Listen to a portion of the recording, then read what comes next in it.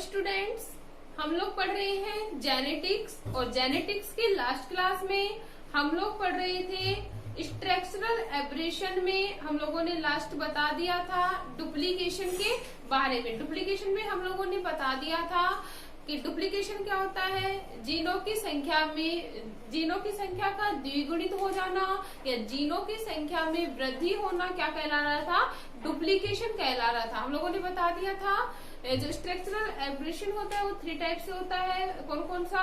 Deletion, duplication and last था अपना inversion. तो अब हम बात करेंगे इनवर्जन की।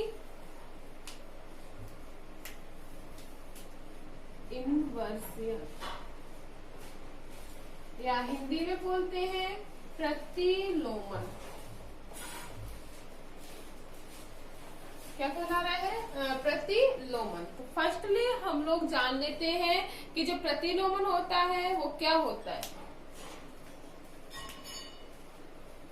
प्रतिलोमन हम लोगों ने कल भी पढ़ा था। प्रतिलोमन का मतलब क्या होता है? रिवर्स। इन्वर्जन का मतलब क्या होता है? रिवर्स। तो मतलब जीनों के क्रम का किसी गुणसूत्र में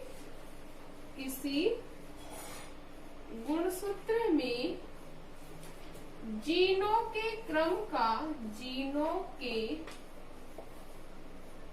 का उल्टा हो जाना। जीनों का जो सीक्वेंस है वो क्या हो जाएगा? क्या उल्टा हो जाता है। इसे ही क्या कहा जा रहा है? प्रतिलोमन। इतना क्लियर है। नेक्स्ट अगर हम बात करें, जैसे हम लोग पढ़ते हैं जो क्रोमोसोम की स्ट्रक्चर होती है वो इस प्रकार से होती है। अगर जो प्रतिलोमन हो रहा है या जीनों का जो क्रम उल्टा हो रहा है वो गुणसूत्र की एक ही भुजा पे हो रहा है। कहाँ पे हो रहा है? एक ही भुजा पे हो रहा है। तो इस प्रकार का जो प्रतिलोमन होता है वो कहलाता है समबाहु प्रतिलोमन। क्या कहला रहा है भाई? समबाहु प्रतिलोमन। नाम है, सम का मतलब समान, बाहु का मतलब भुजा, मतलब एक ही भुजा पर जीनों का जो सीक्वेंस है वो क्या हो रहा है? उल्टा हो रहा है। इसे ही क्या कह रहे हैं? समबाहु प्रतिलोमन।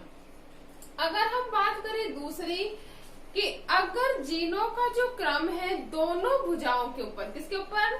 दोनों भुजाओं के ऊपर क्या हो रहा है? उल्टा हो रहा है। इस पर भी और इस पर भी। कौन कौन से पे? इन दोनों भुजाओं पर जीनों का जो क्रम हो रहा है वो क्या हो रहा है? उल्टा हो रहा है। तो इसे क्या कहेंगे? विषम बाहु प्रतिलोमन। विषम का मतलब डिफर। विषम का मतलब क्या भाई? डिफर। अलग अलग भुजाओं में प्रतिलोमन हो रहा है, क्या कहलाएगा? विषम बाहु प्रतिलोमन। अगर इसी प्रकार अगर हम बात करें, अगर जो प्रतिलोमन हो रहा है वो समजात गुणसूत्र की, किसके ऊपर? समजात गुणसूत्र के एक ही लोकस पर या समजात गुणसूत्र की एक ही भुजा पर प्रतिलोमन हो रहा है तो इसे क्या कहेंगे? होमोसोमल प्रतिलोमन। होमोसोमल प्रतिलोमन किसके ऊपर हो रहा है? एक ही गुणसूत्र के ऊपर हो रहा है। होमो का मतलब सेम। होमो का मतलब क्या है? सेम। अगर एक ही गुणसूत्र के ऊपर प्रतिलोमन हो रहा है तो इसे क्या कहेंगे? होमोसोमल प्रतिलोमन। और अगर हम बात करें दोनों समजात गुणसूत्र पर, किसके ऊपर?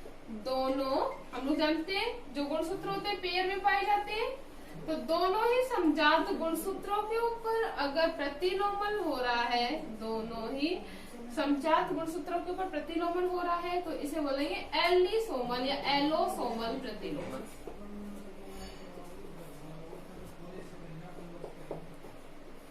एलोसोमल प्रतिलोमन कहते हैं। इतना क्लियर है।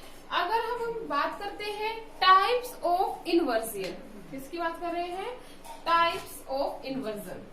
Types of inversion. तो जो इन्वर्जन होता है वो होता है 2 टाइप का। कितने टाइप का हो रहा है भाई? 2 टाइप का। एक होता है पैरासेंट्रिक और दूसरा होता है पेरीसेंट्रिक।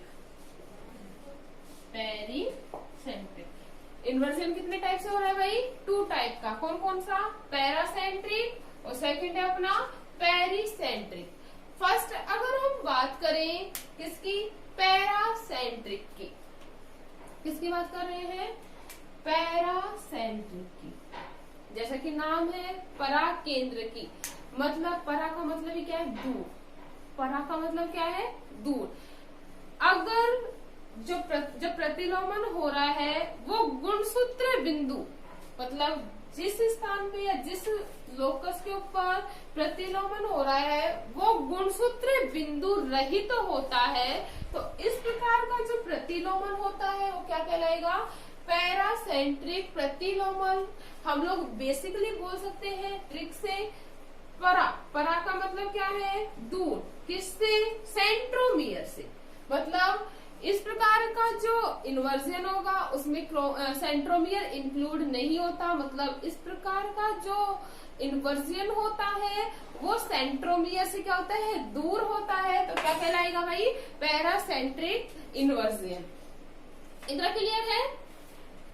अगर हम नेक्स्ट बताएं कि अगर इसमें भी गुणसूत्र बिंदु के दोनों तरफ, ये कोई गुणसूत्र बिंदु है, यहाँ पे क्या है? दोनों साइड में क्रोमोसोम, दोनों तरफ अगर प्रतिलोमन हो रहा है तो इस प्रकार का जो प्रतिलोमन होगा वो कहलाता है समभुज प्रतिलोमन। क्या कहलाएगा? समभुज प्रतिलोमन। सम का मतलब समान, मतलब दोनों भुजाओं में क्या हो रहा है? प्रतिलोमन हो रहा है, समभुज प्रतिलोमन कहलाता है। और अगर हम बात करें दूसरी कि एक ही भुजा में, किसमें? एक ही भुजा में क्या हो रहा है? प्रतिलोमन, तो क्या कहलाएगा वो? विषमभुज प्रतिलोमन। एक भुजा में हो रहा है विषमभुज प्रतिलोमन, दोनों भुजा में हो रहा है समभुज प्रतिलोमन। सबसे इम्पोर्टेंट जो बात होती है वो पैरासेंट्रिक इन्वर्जन की वो यह होती है कि इस प्रकार की जो प्रतिलोमन की जो स्थिति होती है उसमें गुणसूत्र की दोनों भुजाओं की लंबाई में कोई परिवर्तन नहीं होता। मेन इम्पोर्टेंट है गुणसूत्र की, किसकी? गुणसूत्र की भुजाओं की लंबाई में, भुजाओं की लंबाई में क्या नहीं होता? कोई परिवर्तन नहीं होता। किसकी बात कर रहे हैं? पैरासेंट्रिक की, मतलब गुणसूत्र की जो भुजाएं हैं उनके ऊपर कोई इफेक्ट नहीं पड़ रहा। गुणसूत्र की भुजाओं के ऊपर कोई इफेक्ट नहीं पड़ने के कारण इस प्रकार का जो म्यूटेशन या इस प्रकार का जो इन्वर्जन होता है इसको पहचानना क्या होता है? कठिन होता है। इतना क्लियर है? इसके लिए अगर हम बात करें तो इसके लिए ड्रोसोफिला में अध्ययन किया किसने? एक वैज्ञानिक थे, नाम है स्टर्टवेंट। किसने बताया? स्टर्टवेंट ने। इन्होंने बताया कि इस प्रकार का जो इन्वर्जन होगा या इस प्रकार का जो एब्रेशन होगा वो दिखाई देता है पैकेटिन अवस्था में। किसके ऊपर प्रैक्टिकल किया भाई? ड्रोसोफिला के ऊपर प्रैक्टिकल करके बताया कि इस प्रकार का जो एब्रेशन होता है वो पैकेटिन अवस्था में लूप बनने के बाद दिखाई देता है। तो ये था हमारा पैरासेंट्रिक। नेक्स्ट अगर हम बात करें पेरिसेंट्रिक, जैसा कि नाम है पेरिसेंट्रिक, पेरी का मतलब विद, मतलब परिकेंद्र की। हिंदी में बोले तो क्या होगा? परिकेंद्र की। बेसिकली अगर हम बताएं परि का मतलब गुणसूत्र सहित या गुणसूत्र बिंदु सहित, मतलब इस प्रकार का जो प्रतिलोमन होगा उसमें गुणसूत्र बिंदु क्या होगा? इंक्लूड होगा, मतलब गुणसूत्र बिंदु सहित जो प्रतिलोमन होता है वो क्या कहला रहा है? पेरिसेंट्रिक इन्वर्जन कहलाता है।